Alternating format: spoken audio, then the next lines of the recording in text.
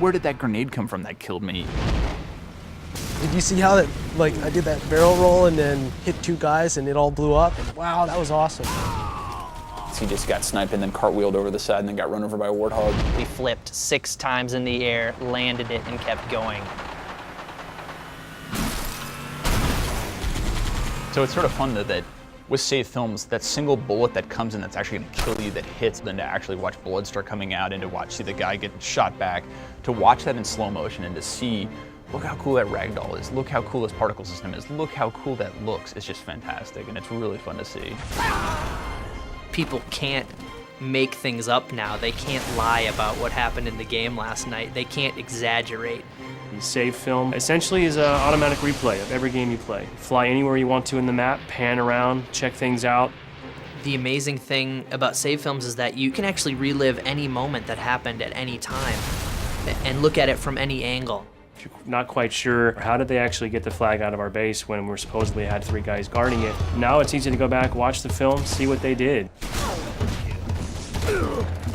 The controls basically work exactly how you would expect them to. It's so simple conceptually, but making it a reality, it took years. Your first person, if you click the right stick, it shows you what that person was looking at from third person.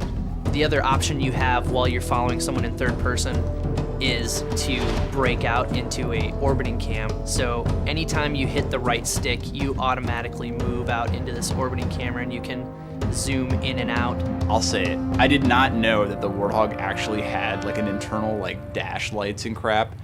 And so then like I'm flying around and I'm like, wait, what? Like there's actually like lights in here? There's 2 ways to rewind. You can either press left on the D-pad, which is a shortcut, or you can bring up the control pad, highlight the back button on the control pad, press A, and you'll rewind that way. Every time that someone rewinds in a save film, I hold my breath because there's like, it's like God reaching in and being like, make magic happen, and then it magically just keeps working. Like the complexity of that system is so insane. Now the other cool thing is the ability to go into flying camera, and you do that by hitting the Y button, and that breaks you out into a free roaming camera. You can watch it from above and you can see what you did, maybe get a perspective where you can actually see the impact of that grenade you threw and zoom in really closely on the action that happened after that.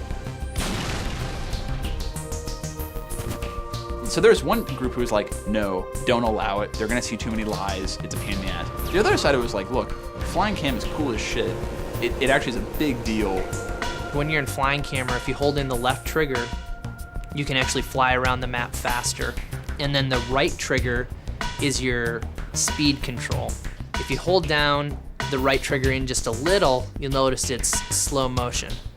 And if you hold it in all the way, it actually becomes fast forward. I want people to be able to make those snippets, to be able to make those moments and share them and be like, look at this awesome game, look at these crazy things I did, and that's so awesome. And I want that to be inside our engine, not to have to go to some external site. Save films and Forge, I think, represent the coolest features that we have in Halo 3. We're giving them the tools to basically play Halo how they want to play it. They can set up any map however they see fit. It's just crazy how much a map will change with just a small variation of either weapon placement or just where the flag spawns in CTF. If you don't like it there, move it 1 meter to the right. If you want to in Forge, you could build your own base on the beach, maybe add some turrets for defense, add some crates to hide behind. Try building a building out of fusion coils and then blow it up. You could have 50 versions of Sandtrap that are each built differently, that each emphasize a different type of game style. Forge is actually an old school Bungie name. It was the name of the map editor for the Marathon games. It's kind of a nod to the hardcore Bungie fans. One of the guys on your team is this partially omnipotent little monitor flying around, dropping weapons for you and holding crates to block enemy fire, picking up your Scorpion and carrying you to the other side of the map. It's like the hand of God that has come and picked up this large vehicle and started slinging it around right in front of this guy's face. Your buddy can drop a bubble shield in front of you, now instantly you're protected. Maybe now you'd like to go on the offensive, ask your buddy to drop a Spartan laser for you. Next thing you know, you've got a laser in real time.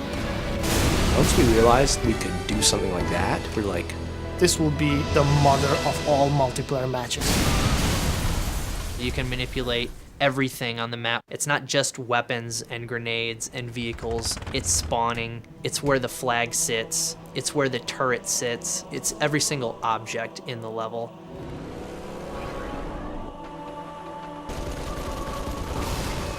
They're gonna love the Forge because they can spend hours dropping tanks on each other. Each item has a cost associated with it. You have only so much Halo currency to spend on a particular map. Yeah, I've joked that people are gonna take our maps that are broken and within a week they're gonna fix them because they're actually gonna make the real version of like, hey, you know what, Bungie, your version of territories in this level sucked and here's the real one. we're not really sure what people are going to do.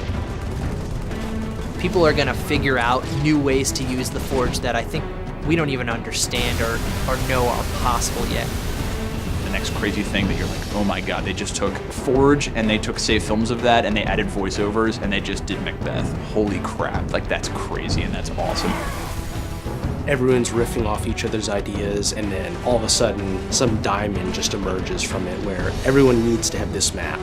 Oh, this is so cool. I can't believe we're actually letting people do this. This is the stuff that's going to keep people playing for years on end, that's going to make a billion hours get logged on Xbox Live. This is the thing that is going to really set our game apart from the rest, I think.